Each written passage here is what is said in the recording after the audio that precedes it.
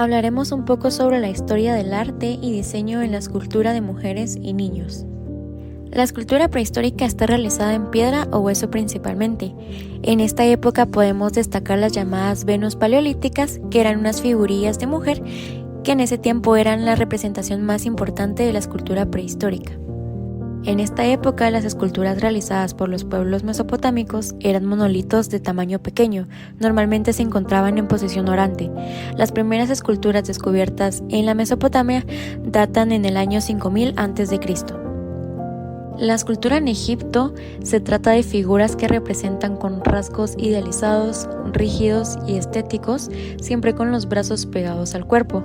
Intentaban dar una sensación de majestuosidad y también abundancia en escultura de dioses. Las muestras de la escultura egea en la actualidad son escasas, pero se han encontrado pequeñas estatuas de cerámica, oro o marfil, como son las pequeñas diosas de las serpientes, las cuales eran parte de su divinidad, la manifestación, escultura y delicadeza.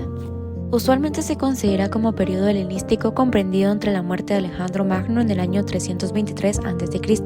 Este tipo de escultura posee características genéricas que se definen como base de la herencia de la escultura griega clásica, asimilando influencias orientales. Esta civilización se desarrolló en el periodo heládico reciente, es decir, la última parte de la Edad de Bronce. Actualmente no se han encontrado esculturas grandes, solamente estatuillas votivas, representaciones de diosas de las serpientes con el típico vestido cretense. Los etruscos eran de un pueblo de origen desconocido, pero se creen que eran una mezcla de pueblos indígenas y de colonos extranjeros. El arte en esta época se desarrolló en un contexto de riqueza y poder económico, ya que los etruscos eran comerciantes y navegantes muy prósperos. Su escultura se derivó del estilo griego, principalmente a través de la herencia de la escultura etrusca durante el periodo helenístico. Se decía que los romanos eran solo meros copistas. Ahora se reconoce que no solo fueron capaces de asimilar y desarrollar sus fuentes, sino también aportar una contribución original. La escultura es escasa y se reduce a las artes menores: cerámica, vidrio, marfil, cofres, etc. Sin embargo, la tradición arabo-islámica dignifica a la madre y exige a los fieles que la traten con cariño y respeto. En esta época no se produce escultura monumental, sino pequeñas esculturas en marfil, metal y bronce. Hay algunas imágenes en madera como la Virgen de Zen, en donde se muestra a la Virgen María sentada con el Niño Dios en su regazo. Su escultura se reduce a dos temas: Cristo crucificado y la Virgen con el Niño. El material empleado en su talla es la madera y podemos observar que la Virgen actúa como trono para el Niño Jesús. Aquí la escultura buscó dotar a las figuras de mayor expresividad humana, de modo que apreciamos el amor materno y las emociones. Las expresiones de la Virgen con el Niño nos muestra su gran amor hacia Él. En la escultura renacentista, las formas clásicas se recuperan, volviendo los cánones de 9 cabezas. Durante este periodo existe un gran interés por la figura humana. El cuerpo se consideraba la representación perfecta de la belleza y se profundiza en el estudio de la anatomía a través del desnudo. Este periodo destaca por romper con el ideal de la belleza clasicista del Renacimiento. Los artistas se inspiran de lo que a ellos les parece atractivo, añadiéndole abstracción a las obras. Se caracteriza por la monumentalidad, idealismo dramático, formas sinuosas, desequilibrio y tensión. Los escultores eran escasos, se perdieron muchas de las enseñanzas que existieron en el Renacimiento. Trabajaban principalmente fachadas y edificios realizando estatuas de imágenes con temas religiosos. Ellos se centraron en la representación de los sentimientos y movimientos. En Alemania se desarrolló un tipo de escultura ligado a la arquitectura. Pueden apreciarse obras como estas en los templos religiosos. La libertad es característica del rococó. Los escultores toman nuevos riesgos como la ausencia de simetría, aumento de sensualidad y erotismo.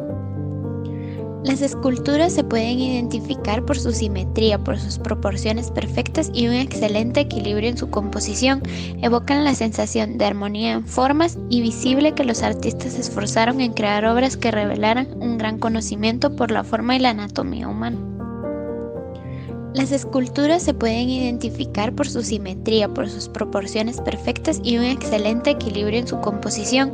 Evocan la sensación de armonía en formas y visible que los artistas se esforzaron en crear obras que revelaran un gran conocimiento por la forma y la anatomía humana.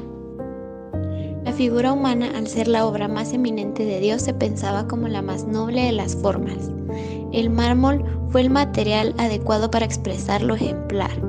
El material evoca sensación del ideal heroico como lo hace el granulado casi invisible, su textura suave y el color neutro. En India la escultura es un medio para manifestar o reproducir la imagen de dioses, juntamente forma concreta de sus tradiciones, filosofías y creencias religiosas en una zona artística que accede a la apreciación de diferentes perspectivas visuales.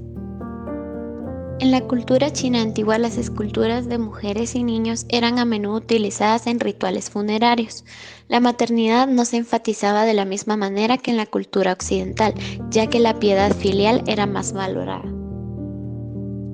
Si algo caracteriza a la cultura japonesa es el respeto a sus tradiciones, la representación de la mujer en la escultura cambió con el tiempo, lo que refleja los cambios culturales y las normas sociales de diferentes períodos.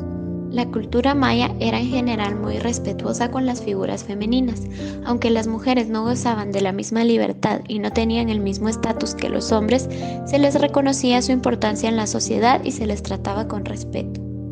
En la escultura renacentista las formas clásicas se recuperan, volviendo los cánones de 9 cabezas. Durante este periodo existe un gran interés por la figura humana. El cuerpo se consideraba la representación perfecta de la belleza y se profundiza en el estudio de la anatomía a través del desnudo.